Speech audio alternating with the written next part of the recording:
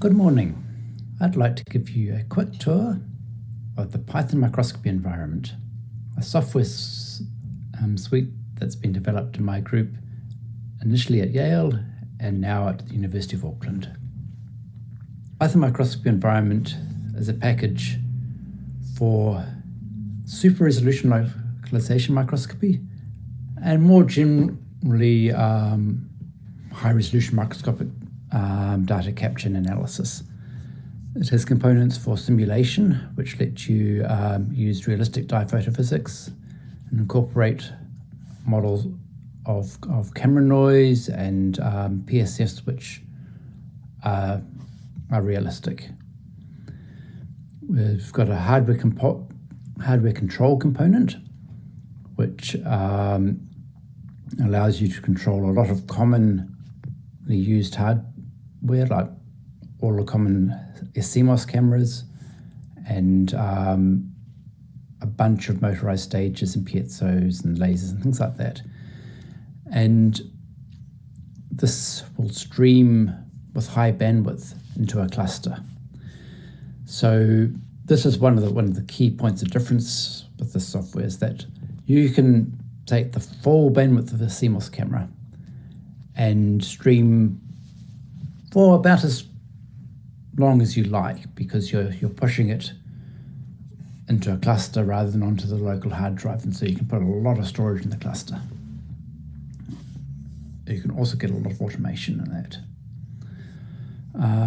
This couples onto a platform for the real-time analysis of the data that you generate, and this can also run on a cluster and will allow you to do localization analysis, but also a bunch of image-based tasks like filtering, segmentation, deconvolution, and you can get this all to run automatically as you're acquiring your data at high data rates.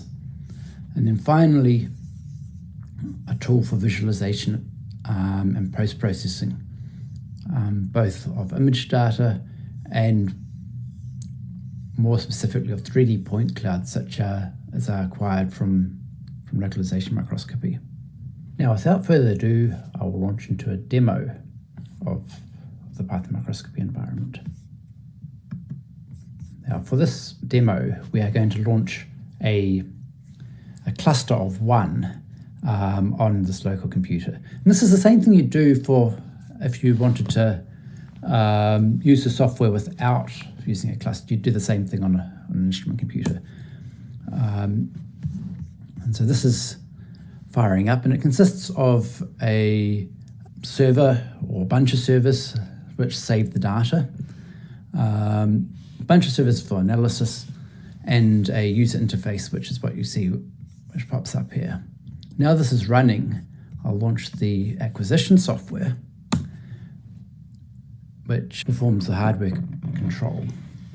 And this is running with a fake camera. Now this simulator simulates all aspects of the microscopy, just as though it was a real physical microscope. And it includes not really having the sample on the field of view. And so you might need to search and bring your sample into the field of view. And once you've found a sample, you can turn up the laser power and get it blinking nicely. And you could then just click start here and it would start spooling into the cluster. But let's give this a 3D point spread function so we can actually do some 3D localization. So to do that, we'll go here and we will change the PSF from a default wide field PSF to a theoretical PSF, which has some astigmatism. And now we've got an astigmatic PSF in our simulator. Let's save that PSF so that we can use it later for data analysis.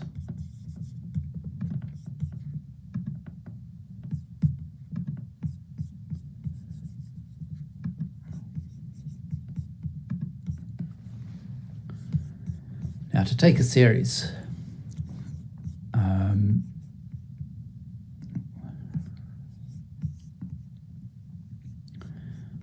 we can choose a protocol. In this case, we're going to go with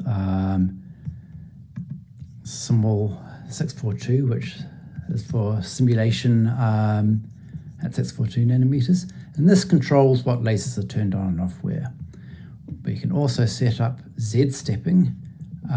So we can say, let's start in the middle here, and let's take half micron steps and go 5 slices above and below where our current focus is. You can see that there's a bit of out of focus. Once we set up the Z-stepping, everything else is as we'd expected. We could just start. But we'd also like to be able to automate the analysis. So if we want to automate the analysis, we pop here into the chained analysis panel. Let's turn the laser off while we're doing this. And we add the localization settings. So this is going to be 3D localization. So we want this fit here for 3D single color. And we need to tell this fit what PSF to use.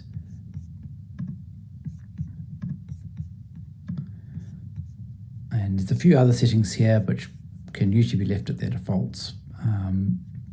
But you can change the starting parameter.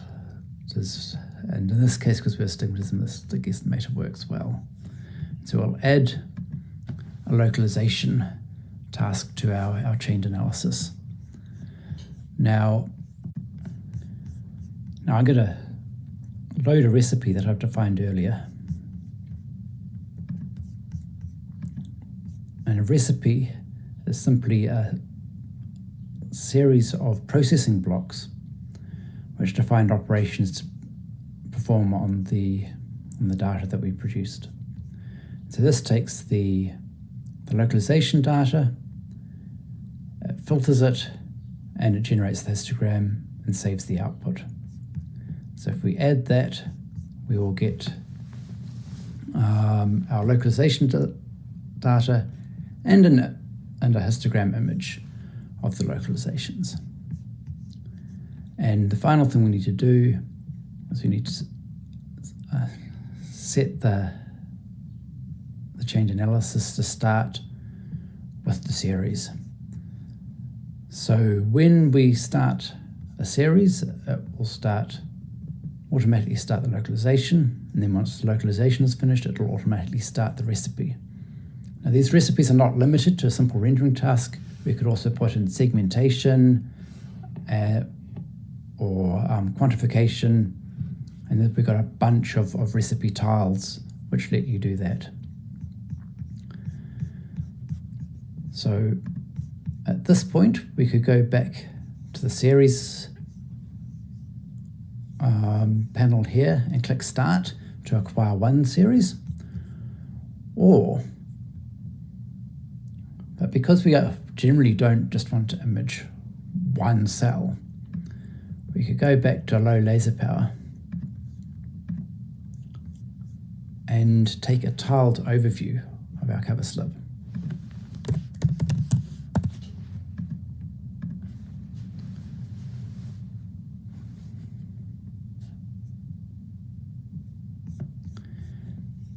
And that gives us the tiled view here. It's a bit faster in the simulator than it is in real life, but we can now double click on locations here to specify regions of interest. I'll just click 3 for now. You don't need to define these regions of interest manually. You could also put the path to a recipe here which automatically detected regions of interest. And we've done this in the past using recipes which run machine learning algorithms for nuclei detection. So you can pipe it into a detection recipe which will automatically detect everything on the cover slip. But for the demo, I'm just going to do manual detection. Once we have found our cells, we can go back into the acquisition software to the queued actions panel. Make sure this is on Z steps, and let's, for now, say we want 2,000 frames in each series. And then we can queue all regions of interest from our tile viewer there, and then it will automatically launch analysis on each one of these, or launch acquisition and analysis. If we look at the preview, you can see that going, and if we look at the cluster UI and active analysis tasks, we can see the localization tasks being performed as we are acquiring the data. Going to the file system, you can see that the files have automatically popped up here. And in the analysis folder, there is a results file. These H5R files are the localizations, and a TIFF file for each one of the series we queued. Now, if we load one of these sets of localization results, we can pull it up, and let's color this by Z so that the point color represents the Z position. We can see that we have a nice 3D random walk here that we have reconstructed from the image data.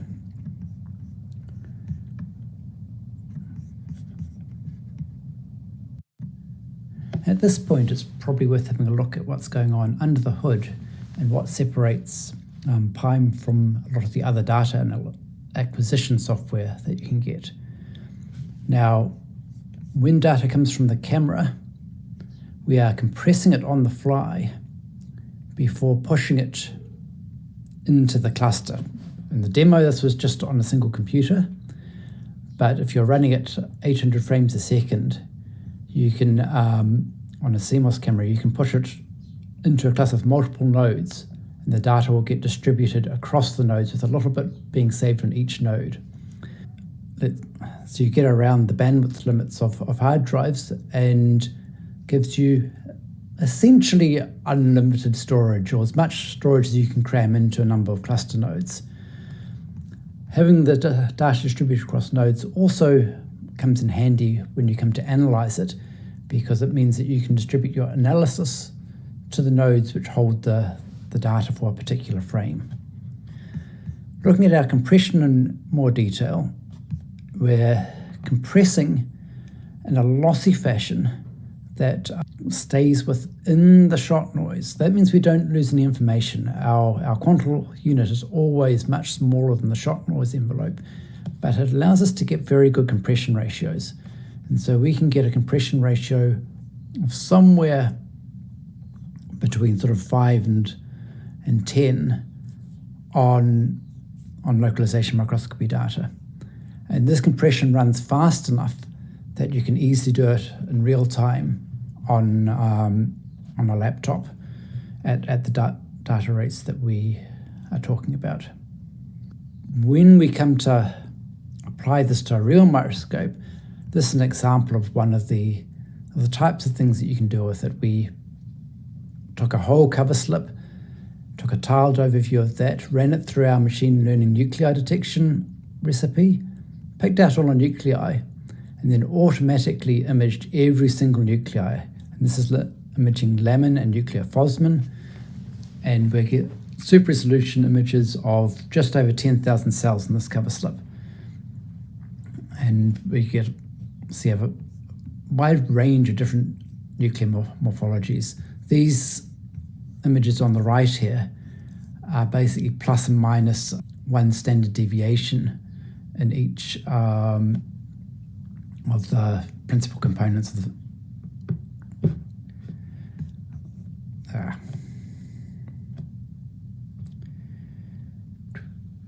Now, another example, we can also run this to automate acquisition on multi-well plates, and we looked at Cajal bodies under varying different amounts of osmotic shock. And so This was entirely automated, imaging different wells corresponding to different osmolarities. And we could collect large numbers of super resolved images from each well in an automated fashion. And this allowed us to show that the distribution of choline, which is the major Cahal body protein, changes going from these foci in the cell, which dissolve under osmotic shock. And if you quantify it, the choline actually starts to become enriched at higher radii within the cell. This kind of study would not have been possible without automated super resolution microscopy and without the scale of automation and the integration that we've been able to achieve with the Python-Microscopy environment. Now I'd like to spend the final few minutes talking about our point cloud visualization software, Bioengineering. This is a package which allows you to visualize large 3D point clouds, in this case of the ER, and you can do lots of useful things with the points, for example, coloring them by Z position, or by Fatera.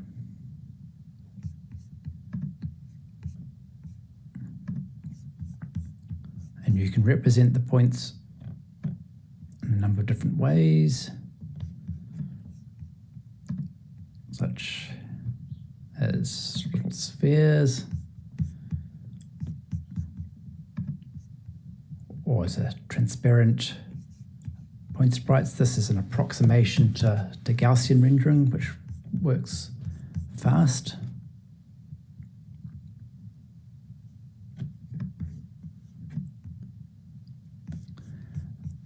But you can also go and filter the points by error.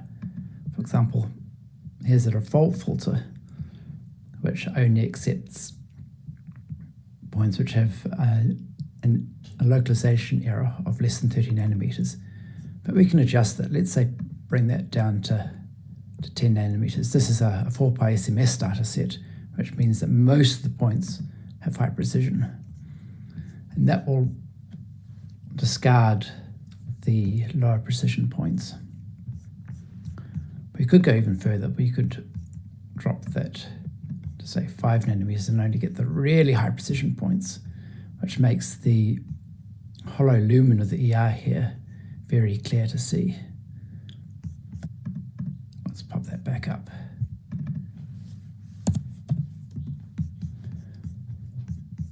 Another feature of the software is the ability to extract meshes from these point clouds.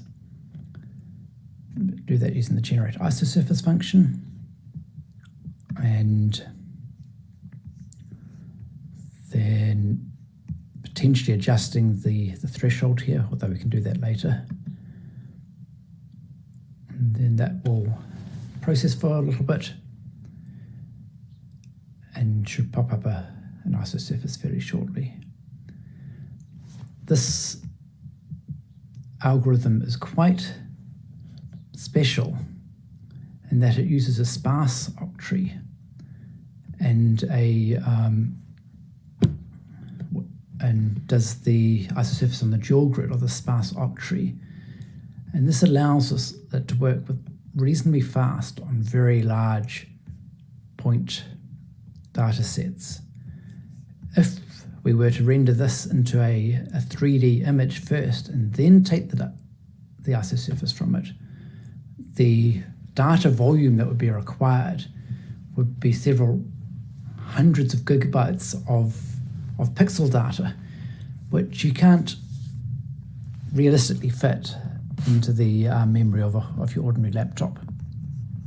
But using a sparse octree with the points to estimate local point density allows us to get around that and allows us to generate these density isosurfaces fairly efficiently.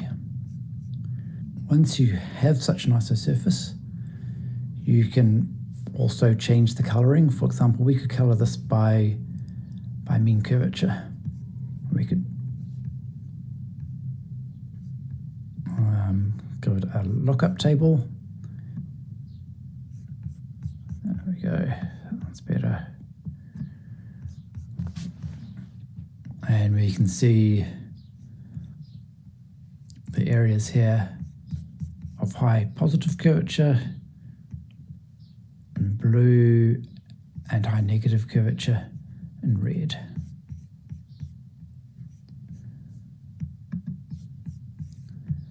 And so we published on this, and I've only scratched the surface of what you can do with it. But with that, I will thank you for listening to me, and thank the people who did the work, particularly Andrew Barentine, who's done a lot of the stuff in the high throughput imaging, and Zach, who has been very instrumental in the surfaces within the visualization software, and of course our funders. And thank you.